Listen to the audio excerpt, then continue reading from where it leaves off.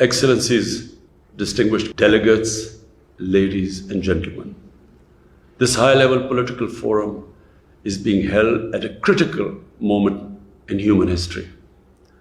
The world is facing an unprecedented triple challenge: the COVID-19 pandemic, the reversal of economic progress, and the existential threat posed by climate change. I commend the excellent role played by the UN Secretary General and the entire UN systems relief and recovery efforts in the wake of the pandemic. By the grace of Almighty Allah, Pakistan has been more fortunate than other countries. Through our policies of smart lockdowns and focus on the disadvantaged, we have been able to somehow contain the virus. We managed to save precious lives and at the same time, livelihoods. I appreciate the international recognition of our pandemic containment strategy and our Ehsaas social protection program. We are now making all possible efforts to accelerate our vaccination campaign. Unfortunately, the COVID-19 pandemic revealed and accentuated the endemic inequalities which exist within and amongst nations. The global economy will not recover fully until all countries, rich and poor, are enabled to accelerate and expand investment for achieving the SDGs and climate goals. I believe that the following actions at the national and international level are indispensable to respond effectively to the triple crisis. First, universal and affordable access to COVID-19 vaccine is essential to defeat the virus and to revive global trade, investment, and growth. The world must ramp up vaccine production, including in the developing countries, and ensure its rapid distribution. While the support offered by some major nations is commendable, more needs to be done. Of vital urgency is the waiver of intellectual property rights, even if temporary, vaccine production under license, full funding of COVAX facility, and provision of grants and concessional lending to enable developing countries to purchase vaccine at fair prices. Second, adequate finance must be mobilized to enable the developing countries to meet the triple challenge of COVID recovery, SDG implementation, and realization of environmental goals. There are synergies in these three challenges which should be utilized to build back better. The high-income countries have been able to inject $17 trillion to stimulate their economies. The developing countries, on the other hand, are estimated to need at least $4.3 trillion to recover from the crisis and implement the SDGs. They have so far, unfortunately, secured access to less than 5% of this amount.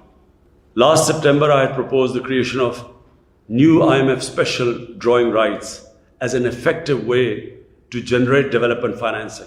I welcome the agreement to create $650 billion in new SDRs. Yet the additional reserves created for the poorest countries will not provide anywhere close to the magnitude of the financial relief they require. It is therefore essential that the proposal of the IMF Director General that the high-income countries voluntarily reallocate a part of their unutilized IMF quotas, and this should be approved urgently. I hope that at least $150 billion will be reallocated to finance sustainable development projects and programs in developing countries through the IMF, World Bank, and other development banks and institutions. The restructuring of high-cost debt is another essential instrument to provide fiscal space and development finance for the affected developing countries. Any common framework for debt restructuring should not involve protracted negotiations, that would defeat the purpose of the debt relief. At this critical time, commitments made to provide concessional and grant finance to developing countries, including the 0.7% ODA commitment and the advanced IDA 20 window of $50 billion must be fulfilled. Similarly, fulfillment of the commitment made by developed countries to provide $100 billion per year in climate finance is vital, including for the success of the COP26 in Glasgow. The accumulated climate finance commitment now amounts to over $1 trillion. The amounts offered for development, cooperation, including ODA, cannot be double counted as part of the climate finance commitment. At least 50% of the climate finance should be allocated for adaptation. It would enable developing countries to implement their climate commitments in accordance with the principle of common but differentiated responsibilities. Pakistan's landmark projects, such as our Recharge Initiative and 10 billion tree tsunami project, can benefit greatly from such support. Third, national and international development strategies should target sectors that enable developing countries to respond to the triple challenge. And these include COVID recovery, human development, social protection, renewable energy, sustainable agriculture, climate change, and digitalization. Investment in sustainable infrastructure, which impacts 92% of the SDGs, must be a central part of development strategies. The UN, with its unique convening power, should initiate a multi-stakeholder dialogue to mobilize the $1 trillion investment required annually in sustainable infrastructure. Moreover, the UN development system, including the SDG investment fair, can make a vital contribution in enabling developing countries to propose viable projects that can attract public and private investment. Fourth, the structural and systemic deficiencies of the international financial and trade architecture need to be addressed comprehensively and urgently. The international trade regime must provide all developing countries with equitable and preferential access to global markets.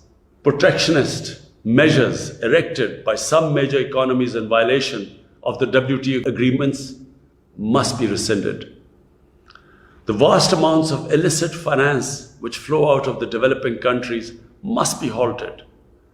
Their stolen assets should be returned unconditionally.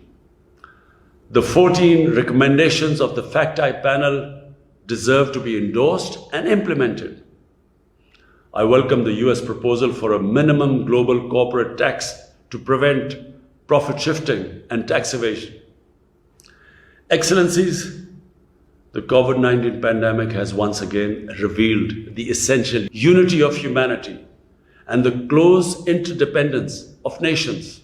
This crisis should crystallize awareness of the immutable importance of the principles and purpose of the UN Charter.